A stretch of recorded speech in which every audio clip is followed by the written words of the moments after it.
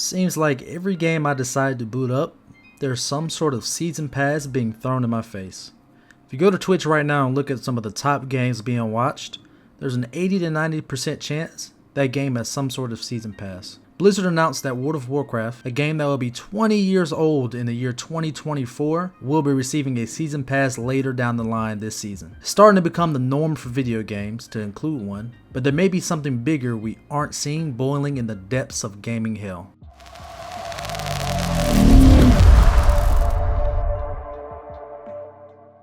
Let's go back to where it all started, the first season pass seen in video games. I remember, it was those damn kids and their fork knife. Actually, Gramps, you're wrong. Fortnite wasn't the first game with the season pass. I mean, sure, they were the first ones to establish the name for the system and also improve upon it. But it was actually Dota 2 that had this system in place. Back in August of 2013, Valve were hosting one of their biggest Dota tournaments ever, the International 2013. Before this tournament, they released an International 2013 Interactive Compendium. It was a $10 digital book that allowed players to predict the outcomes of matches in the upcoming tournament. It also included a courier named Smeevil. From the $10 purchase, $2.50 went to the prize pool, with the ultimate goal being set at $3.2 million. With each community milestone reached, Compendium owners will receive a reward for hitting that goal, such as battle boosters, the Smeevil courier evolving, an exclusive international HUD, and a new taunt animation. With the very last award at $3.2 million giving Compendium owners the chance to select the next hero in the following season. Some of you might be asking, well, how is this the first season pass? I don't see tiers. There's not over 100 rewards waiting to be claimed. I'll agree with you there. It's not the season pass we know as of today, but it still retains the same structure. That being the Compendium offered for a limited time, progression rewards, although driven by community purchases, and a sale price of $10. While the community only achieved a final prize pool of $2.8 million that year, Valve will go on the next year to evolve their 2014 Compendium with modifications to the system much closer to what we know today. Shmoda Dota, I'm not here for a history lesson. You want history? Let's talk about when I was in World War... Not today, Gramps. Please. Fast forward into a more modern time, 2017 to be specific, a game called Fortnite, you may have heard of it. Wait. Before I start, guys, please just listen to this.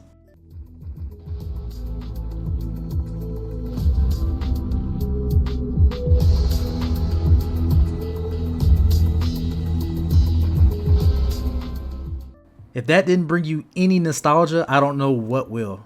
Fortnite Season 2 released on December 14th, 2017 and lasted only 69 days. Pretty short season considering their most recent season, Chapter 4 Season 1, will be 96 days long. Season 2 introduced the Battle Pass as we know it today, 70 tiers of rewards filled with icons, XP, stickers, emotes, and iconic skins. The free pass offered the players a small taste of what the season offered, but to get the full experience, you would have had to spend 950 V-Bucks or $10, as Epic doesn't allow you to buy the exact amount of V-Bucks needed to purchase this pass. The introduction of the Battle Pass took the gaming community by storm, as it offered players progression in a Battle Royale game where the main focus had always been to just come in first place. So even if you weren't bringing in those sweet W's, you were at least progressing through the Battle Pass and still unlocking rewards. Epic will continue to put Battle Passes in their future seasons, adding back blings, loading screens, sprays,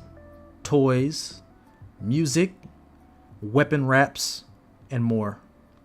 At the time, what seemed like a good feature added in a free game would turn into every publisher including them in their game, even if the game asked for a $60 price upfront for the game itself. PUBG, Rainbow Six Siege, For Honor, Rocket League, Dead by Daylight.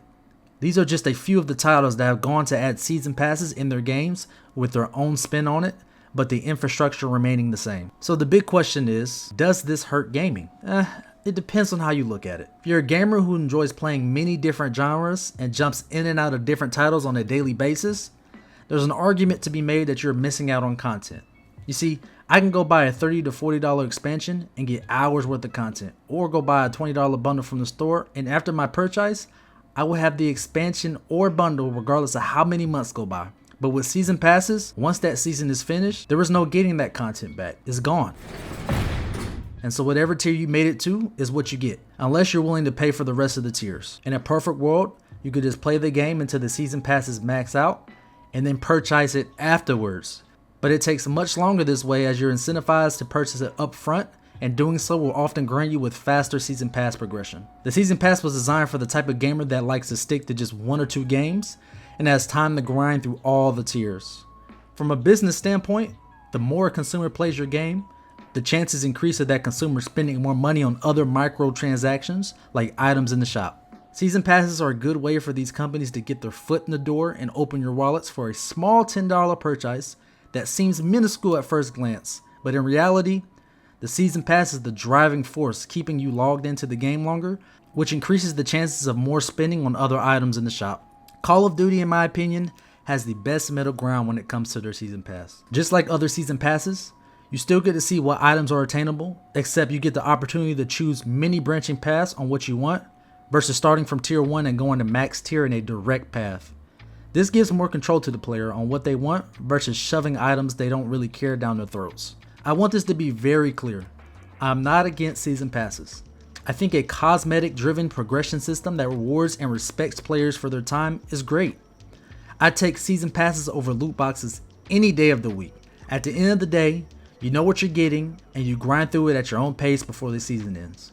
All I ask is that we be cautious, as this could open up a new can of worms in the foreseeable future. Are companies purposely ripping out content out of the main game and putting it into these passes? Why is all the cool stuff in the shops and offered as bundles while the season pass gets trash? Will season passes be in single player games? How long will it take before they add pay to win elements in these passes? What do you guys think? Thank you for watching. If you want to see more content like this, please like, comment, subscribe, and share to a friend. Peace.